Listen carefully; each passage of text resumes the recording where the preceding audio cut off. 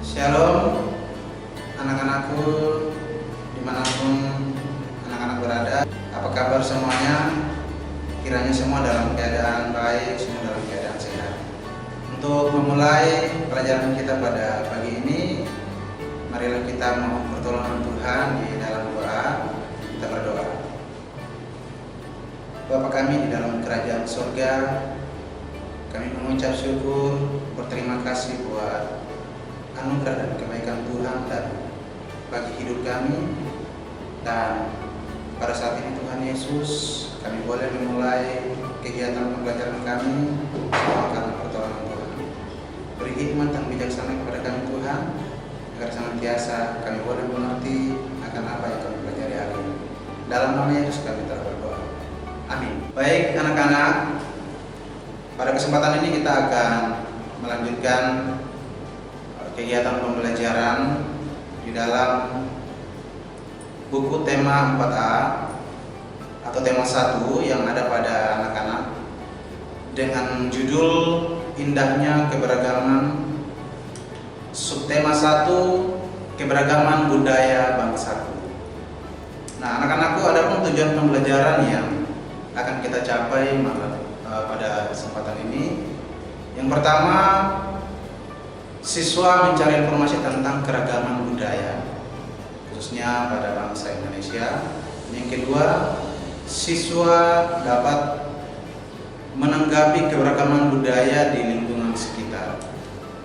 Yang ketiga, siswa dapat memahami gagasan pokok dan gagasan pendukung dalam teks atau dalam sebuah paragraf. Dan yang keempat, siswa dapat mengumpulkan informasi alat musik tradisional, khususnya bangsa Indonesia. Nah, berbicara tentang kebudayaan bangsa Indonesia, Indonesia ini adalah salah satu negara yang sangat besar, ya. Dan Indonesia merupakan salah satu negara yang sangat kaya akan budaya. Nah, keragaman bangsa Indonesia ini bisa kita lihat. Indonesia tercatat sebagai salah satu negara, ya, yang paling beragam di dunia.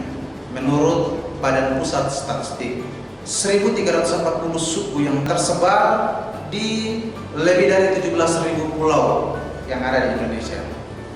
Nah, selain suku bangsa asli Indonesia, ada juga suku bangsa pendatang atau suku yang kemudian tinggal menetap di bangsa Indonesia, yang terdiri dari Tiongkok, India, Arab, dan Eropa. Nah, setiap suku tentu memiliki kekhasan tersendiri, ya, atau keunikan atau ciri khas. Nah, beberapa unsur kebudayaan menjadi pembeda atau yang membedakan antara satu suku dengan suku yang lain di Indonesia, yaitu satu, bahasa daerah, dan yang kedua, adat istiadat, yang ketiga, kesenian daerah. Ini adalah beberapa unsur kebudayaan yang membedakan antara satu budaya atau satu suku dengan suku yang lain. Nah, tentu anak-anak mengetahui bahwa di lingkungan sekitar kita atau di Indonesia, ya, khususnya mungkin teman-teman di sekitar lingkungan kita berada itu juga punya budaya tersendiri. Nah, misalkan dari suku Makassar, Bugis, Toraja itu sudah punya kebiasaan atau punya budaya tersendiri. Apalagi kalau bangsa-bangsa lain yang kemudian sudah menetap menjadi warga Indonesia, tentu mereka juga punya budaya tersendiri. Nah, keragaman suku bangsa itu juga merupakan salah satu perbedaan. Keragaman rumah adat, nah ini adalah unsur-unsur budaya yang membedakan antara satu suku dengan suku yang lain. Keragaman pakaian tradisional, dari Makassar beda, kemudian Toraja beda, Mandar beda. Jadi semua punya pakaian adat tersendiri. Dari Papua beda, kemudian NTT, kemudian Jawa, ya, punya pakaian adat atau pakaian tradisional tersendiri. Nah, kemudian ada keragaman senjata tradisional. Nah, Nah, setiap daerah juga punya senjata-senjata tradisional masing-masing. Ya, inilah kekayaan bangsa kita. Nah, bangsa kita merupakan salah satu bangsa yang sangat istimewa. Nah, kemudian anak-anak tentu ketika anak-anak juga Pak Guru ya dalam kehidupan sehari-hari sebagai warga Indonesia, tentu kita sulit beradaptasi dengan berbagai macam keragaman budaya yang ada di lingkungan sekitar kita, tempat di mana kita berada. Nah, yang pertama kita harus menjaga ya perbedaan tersebut, keragaman tersebut, sehingga adanya persatuan dan kesatuan yang tercipta. Nah, dengan kita menjaga perbedaan itu, tentu pasti akan menciptakan kedamaian dan ketentraman ya dalam kehidupan kita setiap hari.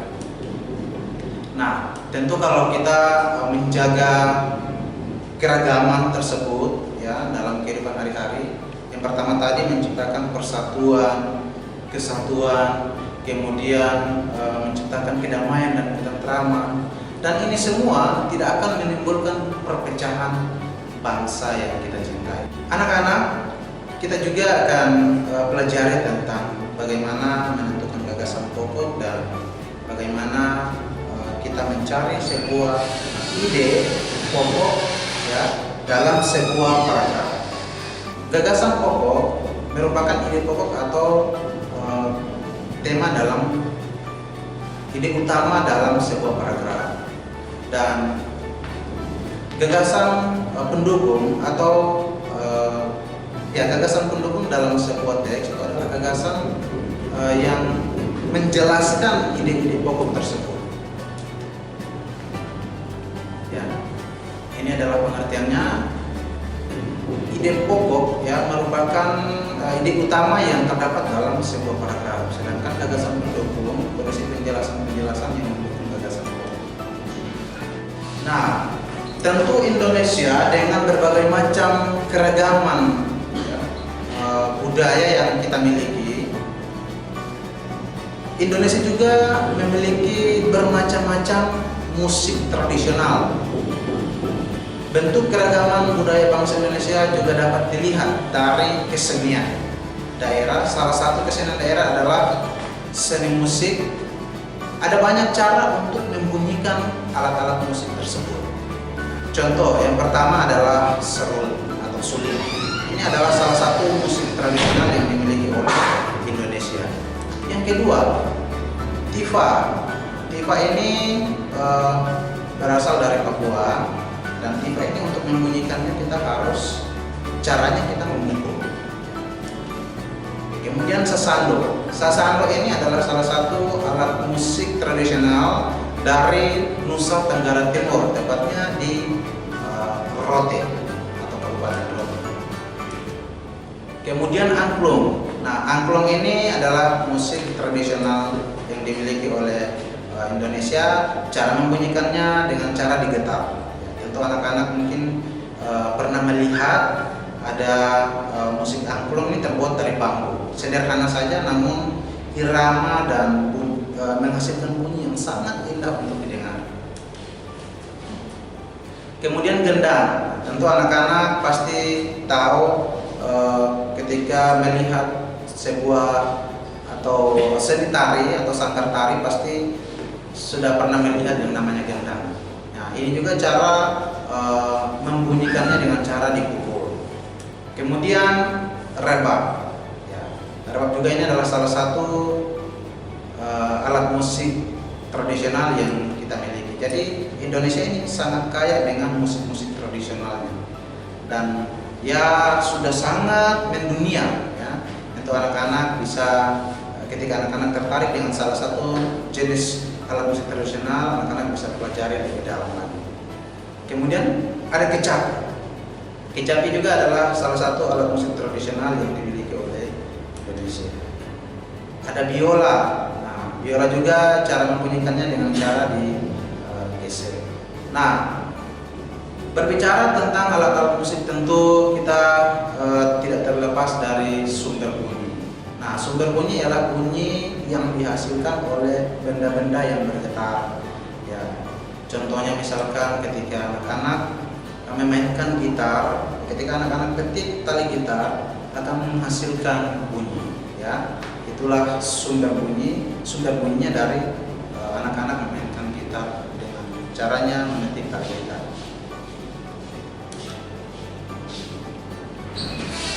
Yang kedua adalah gamelan yang memukul.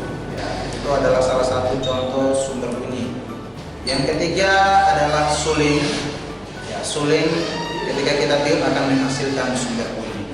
Dan yang keempat, anak-anak ketika berbicara, bernyanyi dan berteriak, tentu itu menghasilkan pita suara juga. Ya. Nah, disitulah sumber bunyi. Nah, pita suara kita ini ketika didengar oleh telinga atau semua jenis alat musik, sumber bunyi yang Pak Guru sampaikan tadi. Nah, ketika terdengar oleh telinga, nah itulah kita bisa mengetahui dari mana sumber bunyinya. Baik.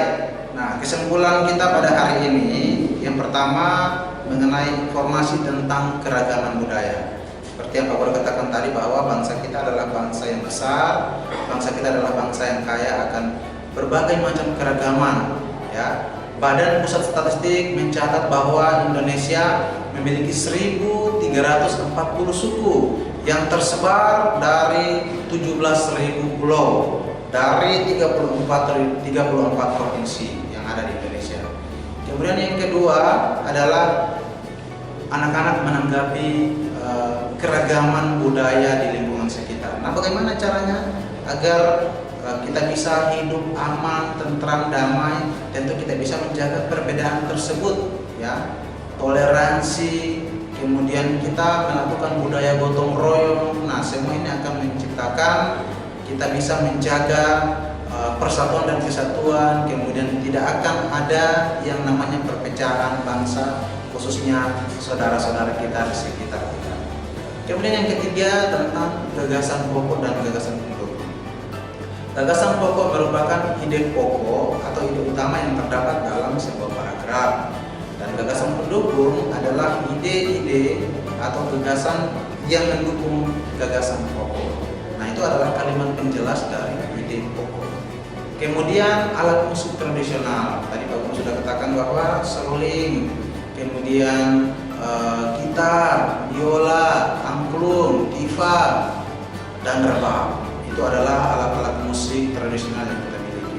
Kemudian yang terakhir adalah sumber bunyi atau ketika anak-anak melakukan sumber bunyi. Sumber bunyi itu dapat kita dengar, dapat kita rasa dari ketikan tali gitar, kemudian ketika kita meniup seruling, kemudian kita memainkan biola. Nah, sumber-sumber bunyi itu berasal dari sana. Baik, sekian dan terima kasih. Demikian pembelajaran kita pada hari ini. Kiranya apa yang Pak Guru sampaikan ini anak-anak dapat memahami. Jika ada yang perlu ditanyakan, silakan hubungi Pak Guru melalui WA. Ya, anak-anak bisa WA pribadi ataupun bisa telepon Pak Guru menanyakan seputar materi kita pada hari ini. Terima kasih. Untuk menutup pertemuan kita pada hari ini, mari kita berdoa. Bapa di dalam kerajaan sorga, kami bersyukur dan berterima kasih buat pertolongan Tuhan melalui pembelajaran kami pada hari ini. Biarlah apa yang kami pelajari ini Tuhan boleh tertanam di dalam hati dan pikiran kami, dan kami boleh memakainya dalam kehidupan kami tiap-tiap hari. Terima kasih Tuhan Yesus, berkatilah kami, dalam nama Yesus kami telah berdoa. Amin. Baik anak-anak, kita akan berjumpa lagi dalam pertemuan berikut yang akan datang. Tetap menjaga kesehatan di rumah, gunakan masker dan rajin mencuci tangan ketika anak-anak beraktivitas di dalam maupun di luar rumah. Sampai jumpa di